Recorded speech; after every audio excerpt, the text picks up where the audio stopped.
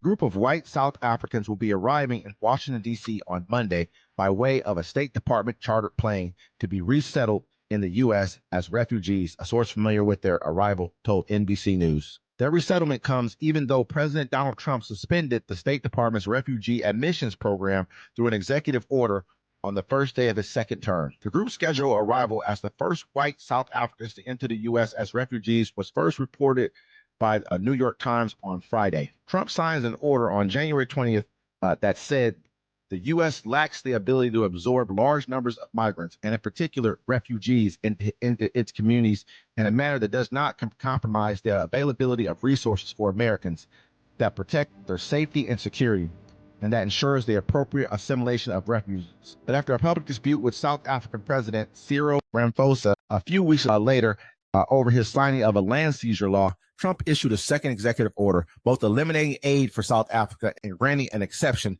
for Afrikaners, refugees escaping government-sponsored race-based discrimination, including racial discriminatory property confiscation.